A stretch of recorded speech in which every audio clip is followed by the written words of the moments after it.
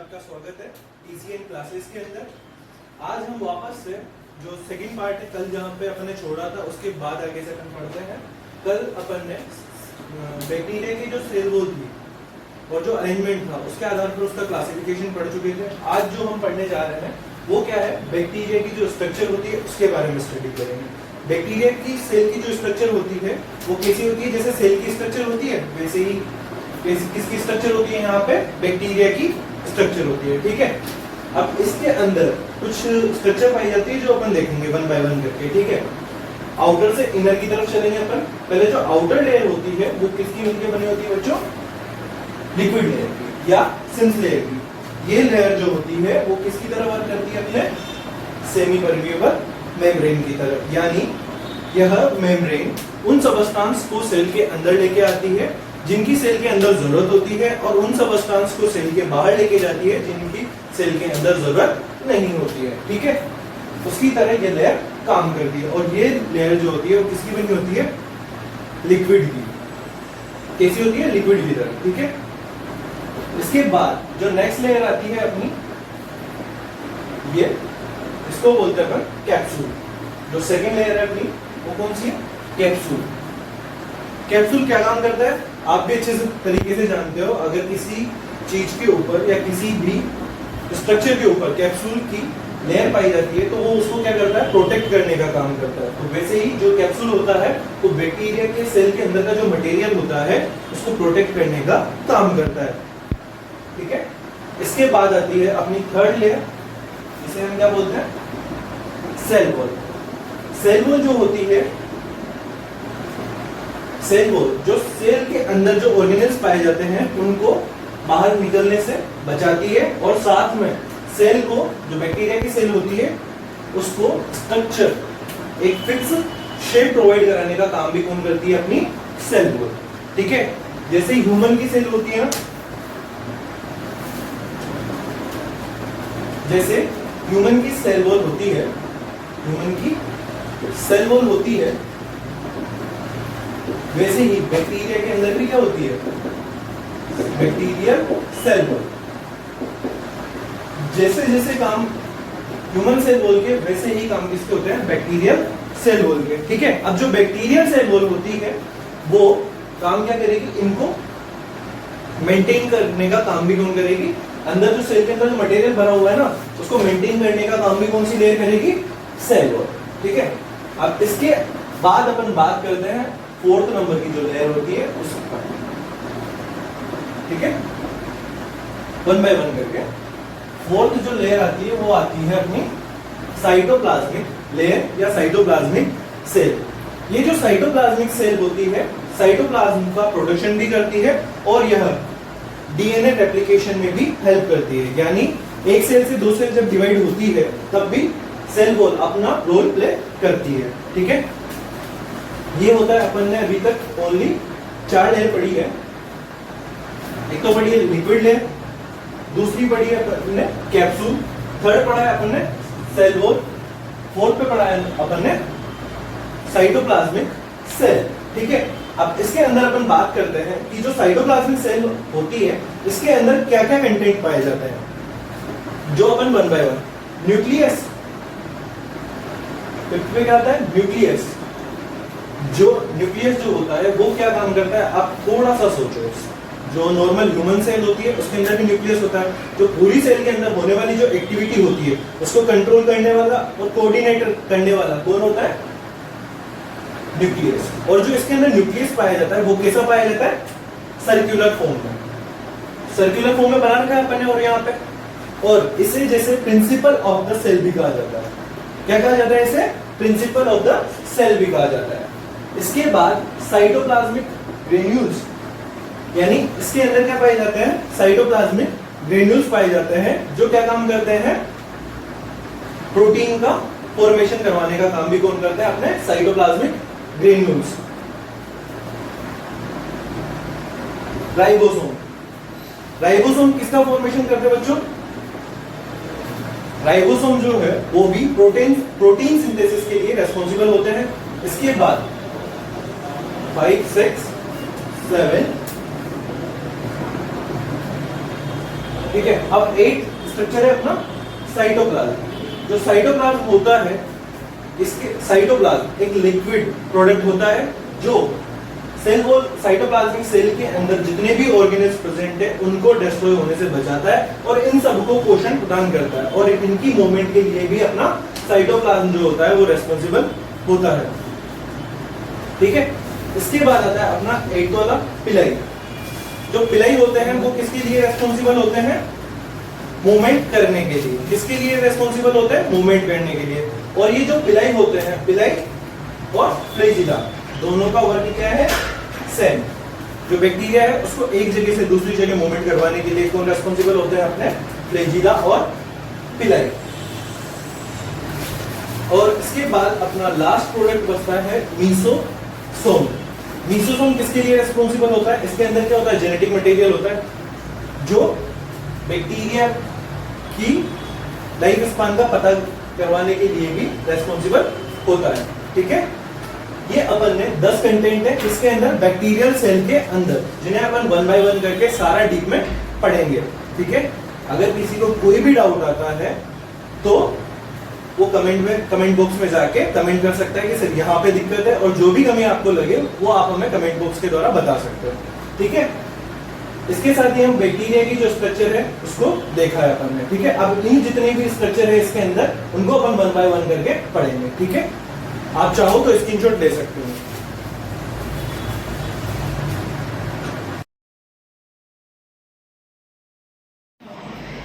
अब अपन बात करते हैं बैक्टीरियल सेल के अंदर। अपन ने देखा था 1 बाय 1 करके 10 से 11 टॉपिक थे उसके अंदर। अब यहाँ पे 1 बाय 1 करके अंदर अपन सारे टॉपिक को डिटेल के अंदर स्टडी करेंगे। पहला टॉपिक अपन लेके आए हैं लिक्विड लेयर।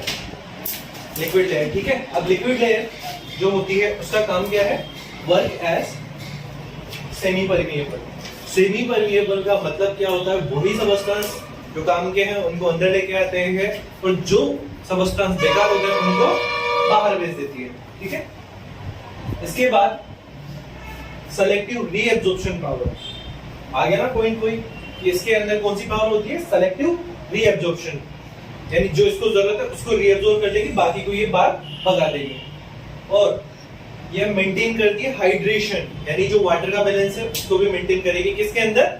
सेल के अंदर, बैक्टीरिया की सेल के अंदर। यह ग्लाइकोप्रोटीन की बनी होती है। जो लिक्विड लेयर होती है वो किसकी बनी होती है? लिक्विड प्लस प्रोटीन, यानी ग्लाइकोप्रोटीन की ये बनी होती है। इसके बाद यह जो लेयर होती है वो बैक्टीरिया को डिहाइड्रेट होने से बचाती है। तो जो अपन बैक्टीरिया के बारे में पढ़ रहे हैं, सॉरी लिपिड लेयर के बारे में पढ़ रहे हैं, तो अपन ने यहाँ पे 4 से 5 पॉइंट देखे लिक्विड लेयर के लिए। तो पहला क्या था? सेमी परमिएबल की तरह वर्क करती है, सेलेक्टिव रीएब्जॉर्प्शन की तरह वर्क करती है, हाइड्रेशन को मेंटेन करने का काम करती है, और किसकी बनी होती है? ग्लाइकोप्रोटीन की बनी होती है, और बैक्टीरिया को डिहाइड्रेट होने से भी ये प्रिवेंट करती है या बचाती है। इसके बाद नेक्स्ट पॉइंट आता है अपना कैप्सूल। ठीक है। कैप्सूल की अगर अपन बात करें तो यह बैक्टीरिया की सबसे आउटर मोस्ट लेयर होती है, बैक्टीरिया की सबसे बाहरी लेयर होती है। कैप्सूल बैक्टीरियल सेल के सबसे ज्यादा पास में अटैच होता है, जिसके कारण कैप्सूल बैक्टीरिया के ज्यादा पास में अटैच होता है, जिससे ये क्या करता है? कोई भी फॉरेन पार्टिकल बैक्टीरिया के अंदर एंटर ना कर पाए। अब आप ये सोच रहे होंगे फॉरेन पार्टिकल खुद बैक्टीरिया है। फॉरेन पार्टिकल क्या है? एक खुद बैक्टीरिया क्या है? Foreign particle. तो बैक्टीरिया के लिए फॉरेन पार्टिकल क्या कहलाएगा? बैक्टीरिया किससे किल होता है? मेडिसिन से। किससे किल होता है बैक्टीरिया? मेडिसिन से।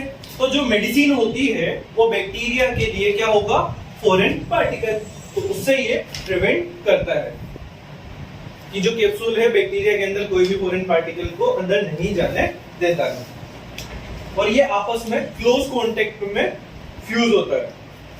मतलब जो ये कैप्सूल है वो चारों तरफ से फिक्स होता है, कोई इसके अंदर स्पेस प्रेजेंट नहीं होता है जिससे कोई भी बैक्टीरिया अंदर पहुंचे। ये किसका बना होता है? पॉलीसेकेराइड। जो कैप्सूल होता है वो किससे मिलकर बना होता है? अपना पॉलीसेकेराइड से। और अपन इसके बाद नेक्स्ट बात करें जो जिन बैक्टीरिया के पास कैप्सूल होता है वो मूवमेंट नहीं करते। जिन बैक्टीरिया के पास कैप्सूल होते हैं वो मूवमेंट नहीं करते। मोटाइल यानी क्या होता है? मूवमेंट। क्या होता है? मूवमेंट। और यहाँ पे क्या लिखा हुआ है? Non motile. नॉन मोटाइल यानी यह मूवमेंट नहीं करेंगे।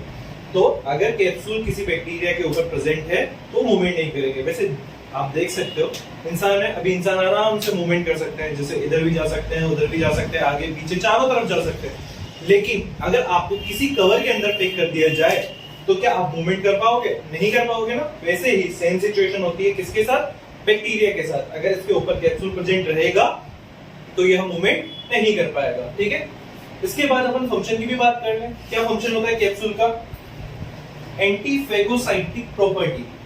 जो बैक्टीरिया होता है उसके पास कौन सी प्रॉपर्टी होती है? Phagocytic property. यानी जो भी फॉरेन पार्टिकल अंदर आएगा उसको ये किल करने की पावर रखता है। कैप्सूल, जो कैप्सूल होता है वो बैक्टीरिया को किसी भी सरफेस पर चिपकने के लिए हेल्प करता है। अधेर, अधेर यानी क्या होता है? अधेर ऐसे नहीं चिपकना। अरे दूसरे चिपकना मत सोच लेना, यहाँ पे एक ही चिपकना है। ठीक है। इसके बाद थर्ड पॉइंट आता है अपना, थर्ड ऑर्गेनेल्स के बारे में अपन बात करेंगे, सेल वॉल। देखो सीरियसली पढ़ाई करते ही है, कभी कभी मजाक भी हो जाता है। ठीक है। सेल वॉल की अपन बात कर लेते हैं। सेल वॉल जो होती है वो इलास्टिक और पोर्स लेयर होती है। इलास्टिक का मतलब लचीली, कितना भी खींचो इसे इलास्टिक की तरह, ये टूटेगी नहीं। और साथ में इसके अंदर पोर्स, पोर यानी क्या होता है? छेद। तो जो सेल वॉल होती है उसके अंदर इलास्टिसिटी भी पाई जाती है और छेद भी पाए जाते हैं। तो यानी इसके अंदर बैक्टीरिया की साइज को बढ़ाने और कम करने की पावर होती है। और जो ये बनी होती है वो किससे बनी होती है? लाइपोपॉलीसेकेराइड से ये बनी होती है। जो सेल वॉल है बैक्टीरिया की वो किससे मिलकर बनी होती है? लाइपोपॉलीसेकेराइड से मिलकर बनी होती है। ठीक है। नेक्स्ट पॉइंट पे आ जाओ। यह बैक्टीरिया की स्ट्रक्चर को मेंटेन करने का काम करती है। जो बैक्टीरिया की स्ट्रक्चर होती है एक फिक्स तो रहेगी, अब उसको मेंटेन करने का काम कौन करेगी? सेल वॉल करेगी। इसके बाद आता है ये किसके अंदर रोल प्ले कर रही है? Division of bacteria. जैसे एक बैक्टीरिया से दूसरा बैक्टीरिया बनेगा तो उसमें ये रोल प्ले करती है। ठीक है। और ये रेसिस्टेंस ऑफ टू सेल, जो सेल वॉल होती है उसके अंदर क्या प्रेजेंट होता है? Resistance power. यानी कोई मेडिसिन है, अगर अपन उसको बार बार यूज कर रहे हैं तो बैक्टीरिया के अंदर क्या डेवलप हो जाती है? रेसिस्टेंस पावर डेवलप हो जाती है। तो वो जो रेसिस्टेंस पावर जो होती है, मतलब जब आप पेनिसिलिन देते हो तो पेनिसिलिन से पहले क्या होता था? बैक्टीरिया किल हो जाता था। अब क्या हो गया है? पेनिसिलिन से जो बैक्टीरिया होते हैं वो रेसिस्टेंट हो गए। यानी अब अगर आप पेनिसिलिन दोगे बैक्टीरिया को तो वो मजे से उसको एब्जॉर्ब कर जाएगा, उसको कोई फर्क ही नहीं पड़ेगा। ठीक है। जैसे आप पहले 100 mg की पीसीएम खाते थे, आपका फीवर कम हो जाता था। लेकिन आज आप 500 mg की पीसीएम खाते हो तब भी आपका फीवर जो है वो रिड्यूस नहीं होता है। क्यों? क्योंकि आपकी बॉडी के अंदर क्या डेवलप हो गया? रेसिस्टेंस। किस डोज के प्रति? इस वाली और इस वाली के प्रति। तो अभी आप क्या खाते हो? डोलो 650, जब जाके आपका फीवर लो होता है। ठीक है। तो ये काम किसके होते हैं? अपने सेल वॉल के। अब अपन जो नेक्स्ट है, जो नेक्स्ट ऑर्गेनेल है सेल वॉल के बाद, उसको अपन वन बाय वन करके पढ़ते हैं। जिसको स्क्रीनशॉट लेना है वो ले सकता है आराम से बच्चों।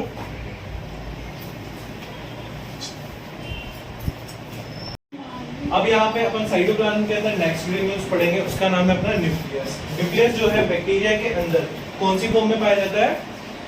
सर्कुलर फॉर्म में पाया जाता है। यानी जो बैक्टीरिया के अंदर डीएनए पाया जाएगा वो कौन सी फॉर्म में पाया जाएगा? अपना सर्कुलर फॉर्म में। ठीक है। इसके बाद अपन बात करते हैं नेक्स्ट पॉइंट, न्यूक्लियस के अंदर डीएनए जो है वो कैसा होता है? Tight coiled shape. यानी कैसा?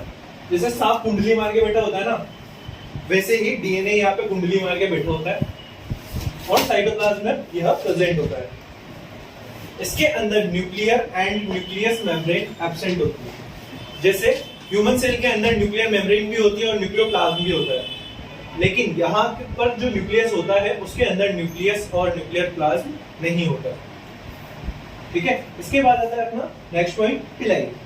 क्या आता है? पिलाई। जो पिलाई होते हैं वो यहाँ पर अपन बोल सकते हैं बैक्टीरिया के हाथ पैर होते हैं, ठीक है। अब जो ये बैक्टीरिया के हाथ पैर होते हैं, तो जो प्रत्येक बैक्टीरिया के पास 100 से 500 फिमरिए, ये जैसे बैक्टीरिया ऐसे फिमरिए पाए जाते हैं, ठीक है। जो ओवर द बैक्टीरियल सेल, जो पूरी बैक्टीरिया की सेल है उसके ऊपर क्या पाए जाते हैं, ऐसे के 100 से 500 फिमरिए पाए जाते हैं। और ये किससे मिलकर बने होते हैं, प्रोटीन से मिलकर बने होते हैं। ये मूवमेंट करने में भी हेल्प करते हैं और साथ में चिपकने में भी हेल्प करते हैं, यानी एडहेर, बैक्टीरिया को किसी भी सरफेस पर चिपकाने के लिए भी कौन जिम्मेदार होते हैं, अपने पिलाई, ठीक है। इनका दो काम हो जाता है, एक तो चिपकने में हेल्प करते हैं और एक साथ में मूवमेंट में भी ये हेल्प करते हैं, ठीक है। और ये किससे मिलकर बने होते हैं, प्रोटीन से। इसके बाद यह ऑर्गेनिक प्रॉपर्टी रखते हैं, यानी ये जन्मजात होते हैं, जन्म के बाद नहीं आते। जैसे बैक्टीरिया सेल एक बार डेवलप होती है तो साथ में ही ये बनते हैं, डेवलप होने के बाद ये अपीयर नहीं होते, इसलिए अपन ने इसको क्या नाम दिया, या ऑर्गेनिक प्रॉपर्टी रखते हैं, ठीक है। इसके बाद आता है फ्लैजिला। फ्लैजिला जो होता है बैक्टीरिया की स्ट्रक्चर का ही पार्ट होता है, जो बैक्टीरिया के ऊपर लगभग 10 से 20 फ्लैजिला प्रेजेंट होते हैं। बैक्टीरिया के ऊपर टोटल जो फ्लैजिला होते हैं वो कितने होते हैं, 10 से 20। और ये जो फ्लैजिला होते हैं किसके लिए मूवमेंट किसके लिए रेस्पॉन्सिबल होते हैं, मूवमेंट करने के लिए, मूवमेंट के लिए रेस्पॉन्सिबल होते हैं, ठीक है।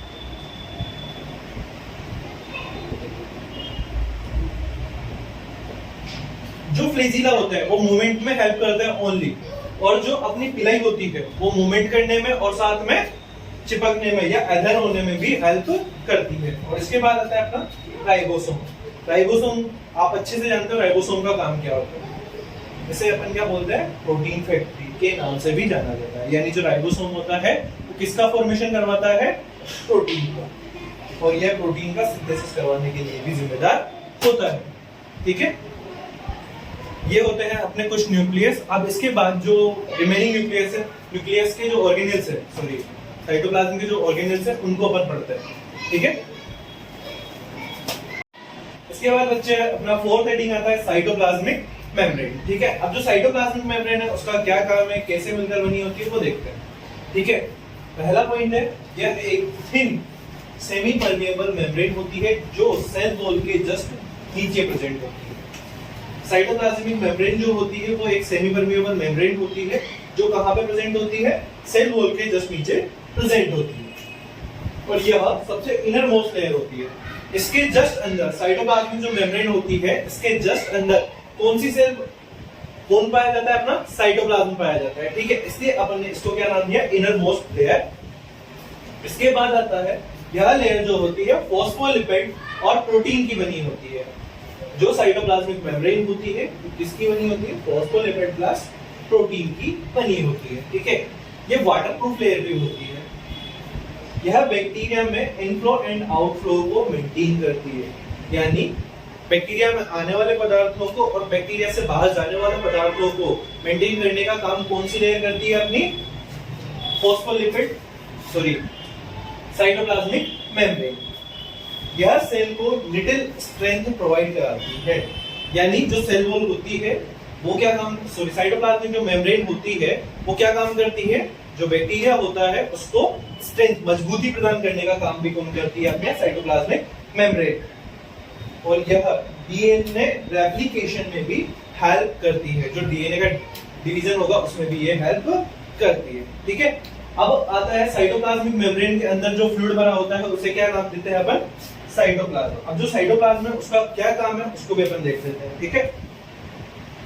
बैक्टीरियल साइटोप्लाज्म के अंदर ऑर्गेनिक और इनऑर्गेनिक सबस्टेंस प्रेजेंट होते हैं। क्या प्रेजेंट होते हैं, ऑर्गेनिक सबस्टेंस प्रेजेंट होते हैं, यानी ऑर्गेनिक यानी जो प्रकृति से होते हैं और इनऑर्गेनिक जो बाहर से आए हुए पार्टिकल होते हैं, ठीक है। इतना तो जानते हो, ऑर्गेनिक इनऑर्गेनिक का मतलब अच्छे से जानने लगे होंगे। आज जो चल रहा है, अभी आप अधिकतर ऑर्गेनिक खाना खाना पसंद करते हो इनऑर्गेनिक के अपेक्षा, ये तो है। इसके बाद आता है साइटोप्लाज्म जो है एक क्या है, क्लियर वाटरी फ्लूइड होता है। साइटोप्लाज्म क्या है, एक क्लियर वाटरी फ्लूइड होता है। जिसके आर पार आप आराम से देख सकते हो। जैसे म्यूकस देखा किसी ने, सेम वैसे का वैसे क्या होता है, ये साइटोप्लाज्म होता है। इसके बाद अपन बात करते हैं साइटोप्लाज्म के अंदर, ठीक है। साइटोप्लाज्म के अंदर क्या क्या प्रेजेंट होता है, माइटोकॉन्ड्रिया एंड एंडोप्लाज्मिक रेटिकुलम। इसके बाद इसमें अपने जो बैक्टीरिया के अंदर जो साइटोप्लाज्म होता है उसके अंदर माइटोकॉन्ड्रिया और एंडोप्लाज्मिक जो रेटिकुलम होता है वो एब्सेंट होता है।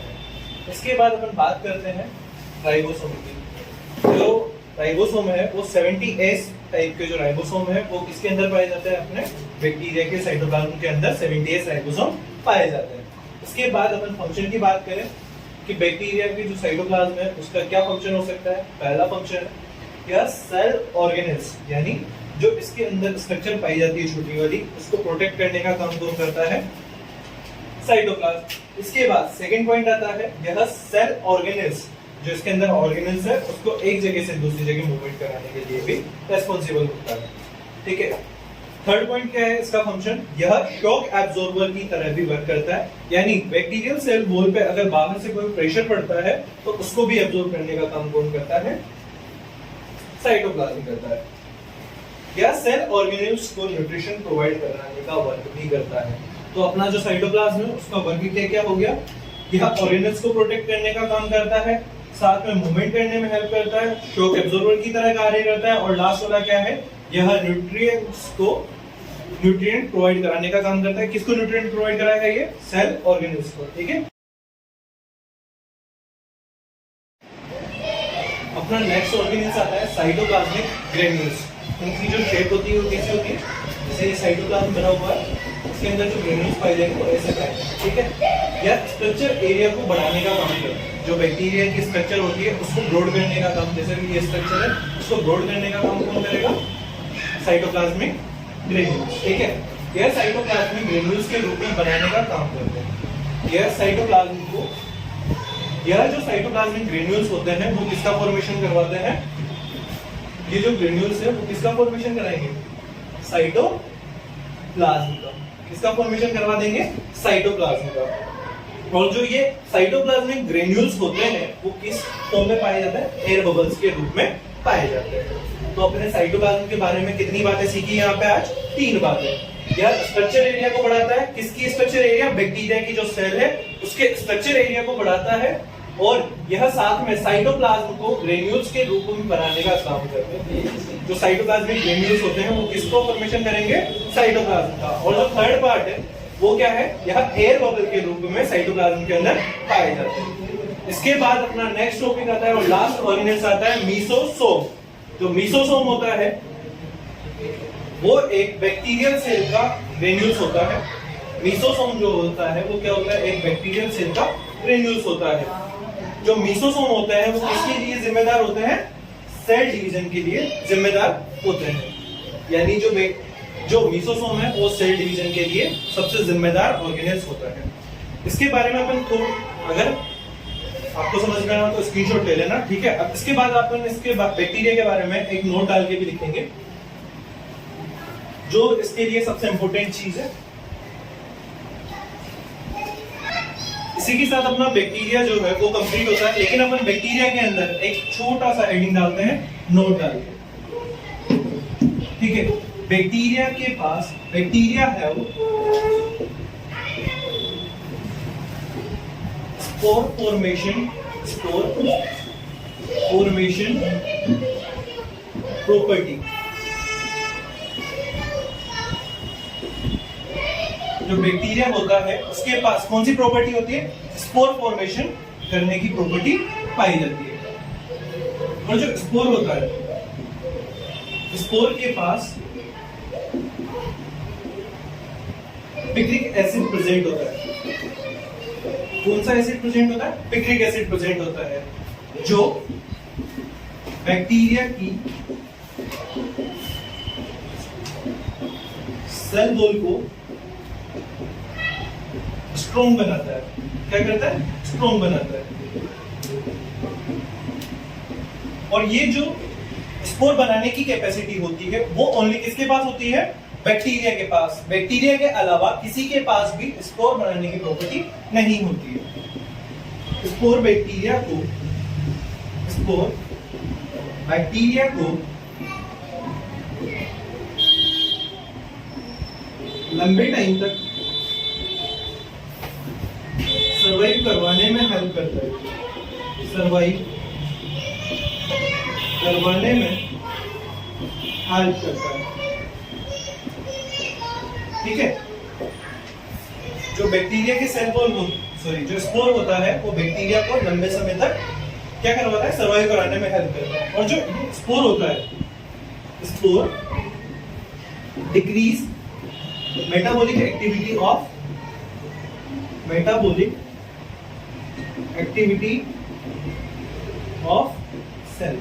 सेल के अंदर जो मेटाबॉलिक एक्टिविटी चलती है उसको स्लो कराने का काम भी कौन करता है, जो स्पोर बनता है बाहर वो। जो स्पोर है, स्पोर मेड बाय किसका बना होता है,